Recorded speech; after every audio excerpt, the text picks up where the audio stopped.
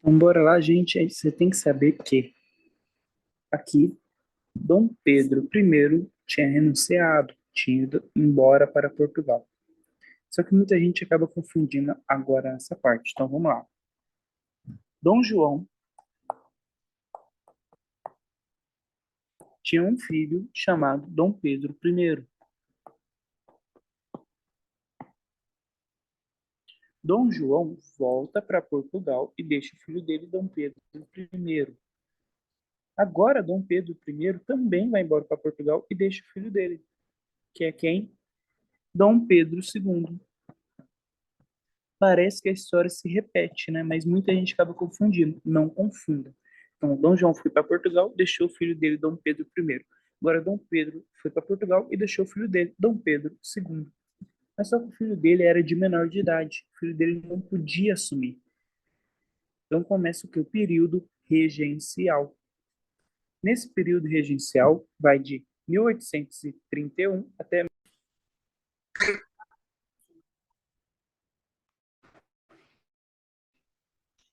1840. Dom Pedro I, então, retornou para Portugal e deixou seu filho, Dom Pedro de Alcântara, que é o Dom Pedro II.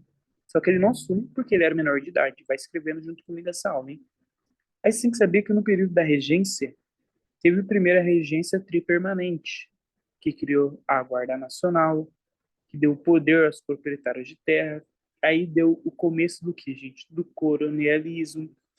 O coronelismo, você tem que lembrar que, ainda mais na República, vai ter o café com leite, que é São Paulo e Minas governando ali a época da República, e que os coronéis, que tinham uma grande fazenda, tinha muitas pessoas trabalhando para eles, eles mandavam essas pessoas votar no político que eles queriam, e aí criou o café com leite, e ficou alternando de poder entre São Paulo e Minas. Mas tudo começou aqui, ó, dando início ao coronelismo, beleza? Também, ainda na regência tripermanente, foi criado um ato adicional. Esse ato adicional dava autonomia para as províncias. Isso daqui foi algo que os próprios regentes achou para evitar que as províncias tentassem cair fora do Brasil, porque as províncias queriam fazer emancipação, queriam não fazer mais parte do Brasil, queriam criar os seus próprios países. Então, a regência, a fim de evitar essas revoltas, criou esse ato adicional, que dava uma maior autonomia para as províncias. Assim, as províncias conseguiriam eleger seus próprios deputados e representantes. Todavia, essa tática acaba não funcionando, porque eles ainda não queriam separar do Brasil, ok? Posteriormente vem o que, gente? A regência una. A regência una, você tem que saber que ela acaba com esse ato adicional. Então você tem que saber que no período da regência teve a regência tri permanente e a regência una. Você tem que lembrar que nessa época o Brasil, os ricos estavam brigando muito entre eles. Você tem que lembrar que são ricos, mas só que nem todo rico pensa igual. Então os ricos eram separados entre liberais e conservadores. Os ricos eram separados da seguinte forma: liberais e conservadores. Mas eles viram que estava dando muita treta entre esses ricos, liberais e conservadores. Estava tendo uma grande pessoas querendo fazer revoltas, províncias querendo ficar emancipadas.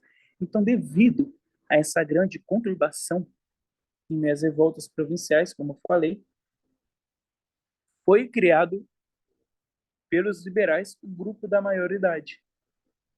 Esse grupo da maioridade tinha a função de mudar a lei para garantir que Dom Pedro conseguisse assumir o trono sendo maior, mesmo com 14 anos. Então, para resumir, Dom Pedro II tinha apenas 14 anos. Mas para ele poder governar, ele tinha que ter 21 anos. Então, o que eles fizeram? Eles falaram, vamos mudar a lei para agora a lei ser a partir de 14 anos é maior de idade e a partir de 14 anos ele pode governar. Então foi isso que eles fizeram. Eles mudaram a lei para que Dom Pedro II, através da lei, fosse maior de idade e conseguisse assumir o trono, lembrando que ele tinha apenas 14 anos. Essa foi a ideia proposta pelos liberais. Só que os conservadores gostaram da ideia, porque os conservadores queriam um rei, queriam um imperador. E como foi uma proposta dos liberais, juntou o útil ao agradável. Então, os liberais propôs e os conservadores aprovou a ideia. Assim, então, dá o início ao segundo reinado do Pedrinho. Dom Pedro II começa o seu segundo reinado. Dom Pedro II ele começa a estabilizar a política, ter menos conturbações que tinham. E Dom Pedro II ele volta sim com o poder moderador, mas ele fez diferente do que o pai dele. Ele não quis ser um imperador que, através do poder moderador, fazia o que quisesse, não. Ele, inclusive, ele criou o cargo de presidente do Conselho de Ministros, que seria o cara que ali ia governar e os ministros.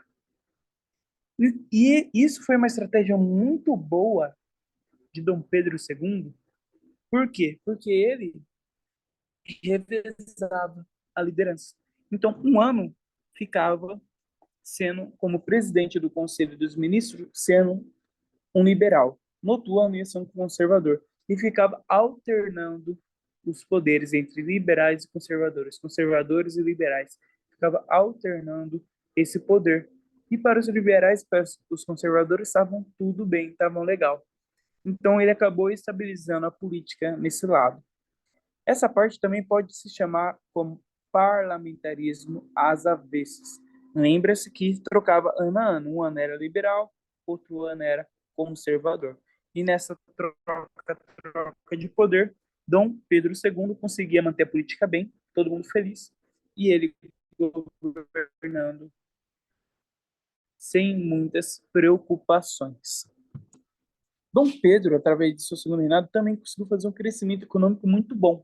Muita gente acha que o café começa na República. Não, o café começa a ter uma alta de exportações já aqui no segundo reinado, no governo de Pedrinho, no governo de Dom Pedro II. Então o café começa a ser exportado, começa a dar bastante dinheiro, começa a ter um crescimento econômico muito grande no Brasil. Inclusive, começou a vender tanto que vem muitos imigrantes trabalhar nas lavouras de café aqui no Brasil. Muitos deles, quem, gente? Italianos. Por isso que hoje a gente tem muitos descendentes de italianos, que eles vieram aqui para o Brasil para ajudar nas plantações de café. Mas surgiu um cara que se chamava Irineu Evangelista de Souza. Esse Irineu Evangelista de Souza, ele queria industrializar o Brasil. Para ele, o Brasil, do jeito que estava, não estava legal. Todos os países da Europa, vários países já estavam industrializados e só o Brasil estava ficando para trás. Então, o Irineu Evangelista falou: não, o Brasil está muito para trás. Eu quero ajudar o Brasil a ser um país grande. Então, ele, através da tarifa Alves Branco, no qual. O que era a tarifa Alves Branco? Eu vou explicar resumidamente. A tarifa Alves Branco, caso vocês não lembrem, era: se não tem o produto no Brasil, vamos supor, a Inglaterra está vendendo caneta. Se no Brasil não tem uma indústria nacional que vende caneta, ia ser cobrado imposto sobre essa caneta de 30%. Mas vamos supor que o Brasil vende essa caneta. Se o Brasil vende caneta e a Inglaterra quer exportar essa caneta para o Brasil, ia ser cobrado 60% de imposto sobre essa caneta da Inglaterra. Então, para ajudar as indústrias nacionais brasileiras. Então, as empresas que consolidassem aqui dentro do Brasil ia se dar muito bem. Por quê? Porque os outros produtos que estão sendo exportados iam ter um aumento de imposto muito grande em relação ao brasileiro, ok? Então, Irineu Evangelista, vendo que tinha que ajudariam ele, ele quer industrializar o Brasil. E ele tinha apoio de quem, gente? Dos banqueiros ingleses. Para a Inglaterra é bom o Brasil se industrializar. Por quê? Porque o Brasil deixa de ser apenas um país escravista, um país que tem muitos escravos e fazendeiros que têm muitos escravos. Porque você pensa, se o Brasil se industrializa, vamos supor, o Brasil começa a fazer caneta, o Brasil começa a se industrializar, começa a fazer caneta. Gente, precisa ter mão de obra. Então seria questão de tempo a escravidão acabar no Brasil. A escravidão acabando no Brasil e esses escravos indo trabalhar para as indústrias nacionais brasileiras, eles iam começar a ganhar o quê, gente? Dinheiro. Eles tendo dinheiro, eles iam conseguir comprar produtos de quem, gente? Da Inglaterra. Então vamos supor que você tem um escravo e ele é liberto e ele começa a trabalhar na indústria. Ele começa a ganhar dinheiro. Esse dinheiro que ele ganha, ele quer comprar roupa. Só que no Brasil não tem indústria de roupa. Então ele vai pegar esse dinheiro dele e vai comprar produtos da Inglaterra para comprar roupa. Então, para a Inglaterra, era muito bom o Brasil se industrializar, porque aí seria questão de tempo essa escravidão do Brasil acabar e a Inglaterra conseguir vender cada vez mais as suas mercadorias. Mais. No começo, o imperador até gostou de Irineu Evangelista e ajudou ele. Mas só que o que acontecia? O imperador estava muito na mão dos grandes fazendeiros ricos, dos grandes oligarcas, digamos assim, das pessoas ricas que tinha no Brasil, os grandes fazendeiros. É isso que eu quero dizer. Esses ricos tinham muitos escravos. Então, eles não queriam essa industrialização no Brasil. Eles não queriam. Então, o imperador acabou não aprovando, e por isso que as ideias do Irineu Evangelista não foi para a frente, ok? Mas não bastando isso, o Brasil ainda se envolveu numa guerra, que chamava Guerra do Paraguai. Essa guerra durou de 1865 até 1870. Essa guerra foi a junção do Brasil, da Argentina e do Uruguai. Aqui eu escrevi errado, escrevi Argentina duas vezes, tá? Deixa eu consertar aqui. O que você tem que saber? No Paraguai, quer dizer, tinha um cara chamado Solano Lopes. E o Solano Lopes queria conquistar mais territórios, inclusive territórios que estavam no poder do Brasil, da Argentina e do Paraguai. Então, o que aconteceu? A Argentina e o Paraguai era muito forte militarmente. Então, digamos assim, se o Paraguai atacasse só o Brasil e fosse Brasil contra o Paraguai ia massacrar o Brasil. Se o Paraguai atacasse a Argentina e fosse a Argentina contra o Paraguai ia destraçalhar a Argentina. E mesma coisa com o Uruguai. Então, o que aconteceu? O Brasil, a Argentina e o Uruguai se juntou para atacar o Paraguai.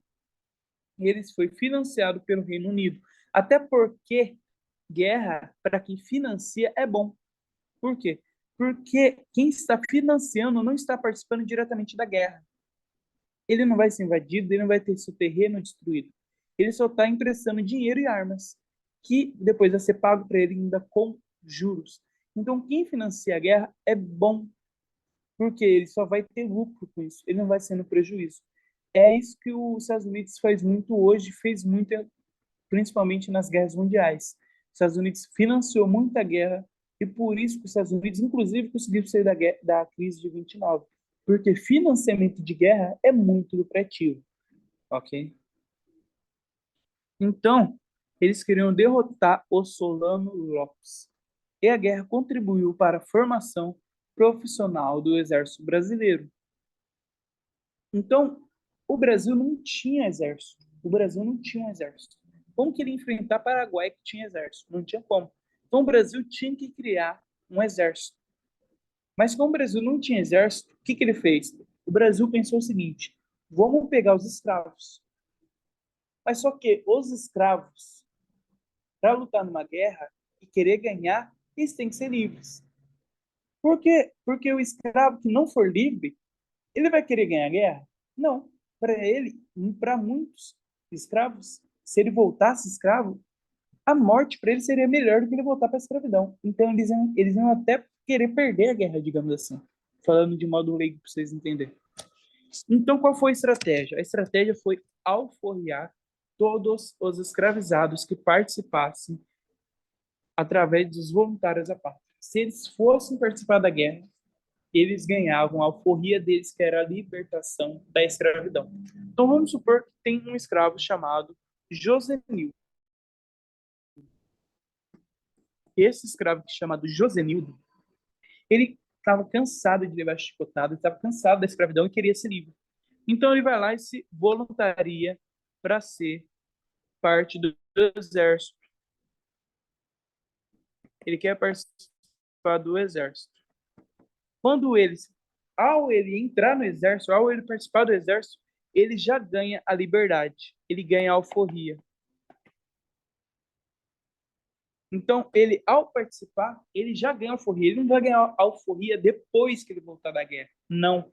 Ele já ganha a alforria antes dele ir para a guerra. Então, ele já se torna livre antes dele ir para a guerra. Tá? E todos os fazendeiros que teve os seus escravos indo para a guerra, que ganharam a alforria, todos teve o seu dinheiro reembolsado. Então, vamos supor, eu sou um fazendeiro, tem um fazendeiro chamado José, melhor. Esse fazendeiro chamado José, ele tinha esse escravo aqui que está indo participar da guerra. Que antigamente escravo era como se fosse um objeto. E ele pagou por esse escravo, muito caro. Ele não ia querer libertar esse escravo se ele não fosse ganhar dinheiro com isso. Porque ele ia perder dinheiro, porque o escravo é como se fosse um objeto. Então, o que acontecia? Ele ganhava dinheiro, em troca ele libertava esse escravo. Então, todos eles foram reembolsados, tá bom? Mas só que, após a guerra, você tem que saber que teve algumas ações para ter a abolição da escravatura. Teve algumas leis abolicionistas que você tem que saber. Por exemplo, a Bill Aberdeen, que começou em 1845. Consistia no que a Inglaterra, que não queria o Brasil mais escravocrata, porque a Inglaterra não queria o Brasil mais com escravo? Por causa de toda aquela lógica que eu falei. Escravo não compra produtos da Inglaterra. Pessoas livres compram produtos da Inglaterra. Porque pessoas livres trabalham, têm dinheiro, têm salário e conseguem comprar produtos da Inglaterra. Já escravo não compra produtos da Inglaterra. Escravo vive numa, numa situação de vida totalmente insalubre. E qual os senhores davam. Antigamente, os escravos eram considerados como objetos, animais. Então, o escravo não tinha condição de comprar roupa da Inglaterra, né? Já se eles fossem livres, trabalhassem, ganhassem um salário, eles iam ter a possibilidade de comprar produtos ingleses. Então, a Inglaterra queria, de qualquer jeito, acabar com a escravidão no Brasil. Então, ela criou a lei Bill Aberdeen, no que consistia a confiscalização dos navios negreiros. Então, se você for lá pegar escravos lá da África e trazer para o Brasil, eles não vão chegar e você vai morrer. Por quê? Porque a Inglaterra vai pegar vocês. Porque a Inglaterra criou essa lei, Bill Aberdeen, e lembra que a Inglaterra é muito forte no mar. Então ela confiscava, quero dizer, os navios negreiros. O Brasil, vendo que não ia dar para comercializar, pegar os escravos da África e trazer para o Brasil, então o Brasil falou, já que não dá para pegar mesmo, que a Inglaterra vai confiscar esses navios, a gente vai acabar perdendo dinheiro, e ela está aqui me pressionando para ser contra a escravidão, já que de qualquer jeito eu não vou ter esse escravo, eu vou proibir então o comércio transatlântico, que é a famosa lei para inglês ver, porque eles ainda tinham escravidão dentro do Brasil. O Brasil podia comercializar ainda escravos dentro do Brasil. O Brasil não podia comprar novos escravos da África, mas os que já estavam aqui no Brasil podiam ser comprados e vendidos. Então vamos supor, aqui é o Brasil. o Brasil tem muitos escravos, ó, muitos escravos. Esses escravos aqui, ó, pode ser comercializado aqui dentro do Brasil. Então, esse escravo aqui, que é do Josenildo, ele é vendido para o senhor José. O José vende um escravo dele para o senhor Antônio, e o Antônio compra o escravo do José. Então, o comércio ainda dentro do Brasil existia. Mas o Brasil não podia comprar, vamos supor que aqui é África, não podia comprar escravos, digamos assim, novos escravos da África. Não podia pegar esses escravos, pegar um navio e trazer para o Brasil. Não podia. Porque no meio do caminho, a Inglaterra ia confiscar eles. Então, já que de qualquer jeito eles não iam conseguir comprar, o Brasil fez essa lei, que é a lei para inglês ver. Porque de qualquer jeito ia ter comércio dentro do Brasil, e como de qualquer jeito eles não iam conseguir comprar, então eles criou essa lei só para falar que eles também eram contra a escravidão. No Brasil, depois, também fizeram a lei do ventre livre, que era filhos de escravos deveriam ser livres. Então, vamos supor que a Dona Maria teve um filho. Esse filho, e a Dona Maria é escrava. Então, esse filho da Dona Maria vai ser livre. Mas agora eu te falo, como que um bebê que acabou de nascer vai ser livre? E a mãe vai continuar sendo escrava? Esse bebê vai amamentar onde? Esse bebê vai sair da casa do senhor de engenho, vai sair, sei lá, da fazenda e vai sair andando sozinha pelo mundo? Gente, ele é uma criança. Ele está ainda mamando na mãe. Então não tem como ele ser livre. Então essa lei do ventre livre acabou não dando certo, porque a pessoa nascia livre, mas tinha que ficar com a mãe. Então ele acabava se tornando escravo, porque ele acabava ficando ali e tinha que fazer o que o senhor, dono da fazenda, mandava. E também tinha a lei do sexagenário. Lembra que você podia comprar sua alforria? Podia, poucos conseguiam, óbvio, mas já podia comprar alforria. Mas vamos supor que você chegou nos 60 anos e você não conseguiu comprar sua alforria, que é basicamente todo mundo, né? Não conseguia comprar sua alforria.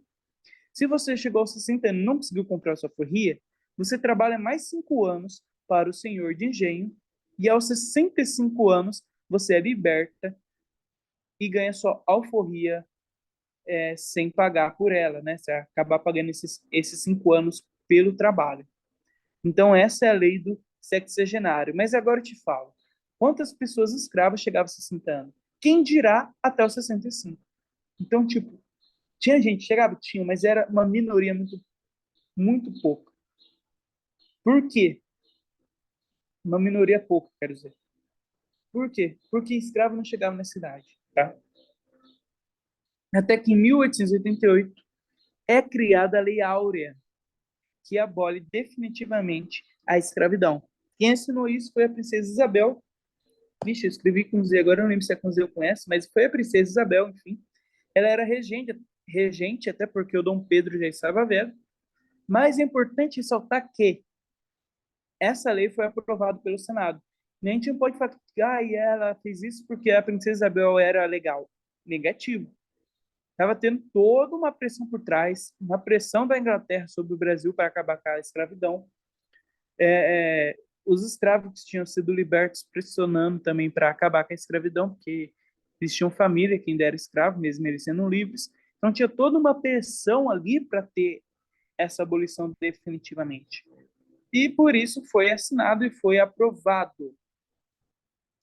O que você tem que saber? O que você tem que saber?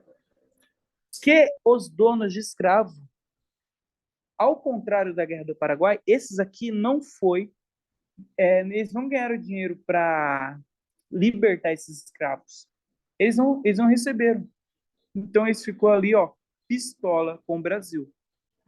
E isso foi até um dos motivos que trouxe a proclamação da República, que aconteceu em 1889. Mas foi vários motivos que eu vou elencar aqui. Primeiro, a elite liberal queria acabar com o antigo regime e ir para a República. Por quê? Porque eles queriam a modernização. Eles falaram, nossa, basicamente todos os países agora não tem mais rei, não tem mais imperador, todo mundo é república, nós temos que ser república também para modernizar e fazer nossas indústrias. Então a elite liberal queria isso, queria a república. Os proprietários de escravos estavam insatisfeitos. Por quê? Porque eles reclamavam da falta de indenização para escravos que eles não ganharam após a Lei Áurea. Então, teve a Lei Áurea e sempre liberar os escravos, mas o Brasil não pagou por eles, para eles liberar os escravos. Eles não foram pagos. Lógico, na Guerra do Paraguai eles foram pagos? Foram pagos. Mas agora eles não foram pagos. Então, eles já estavam insatisfeitos com o Brasil. E eles queriam a República também. Também o padroado foi rompido. A Igreja Católica já estava contra esse antigo regime. Por quê? Porque a Igreja Católica queria acabar com a maçonaria, queria que perseguisse a maçonaria. E Dom Pedro não quis perseguir os maçons. Até porque dizem que o pai de Dom Pedro, segundo Pedro I, era maçom. Então, Dom Pedro, mas não é por isso que ele não quis perseguir. Dizem que até Dom Pedro II participava ali da maçonaria, mas não dá para afirmar. Então, Dom Pedro II não quis perseguir os maçons. Então, a Igreja Católica já ali também ficou contra Dom Pedro. Você também tem que lembrar que o exército estava fortalecido agora. O Brasil já tinha um exército. E ele era de caráter positivista. E queria ordem e progresso. Queria o fim do segundo reinado. E queria que o Brasil fosse uma república. Então, todos esses requisitos que eu falei acima, todo mundo queria o fim do segundo reinado e que começasse uma república. Então, todo mundo contra o Dom Pedro II, acabou o segundo reinado e começa a república. Gente, a aula foi isso. Caso tenha alguma dúvida, entre em contato comigo. E é isso, gente. Continue estudando. E até mais. E tchau, tchau.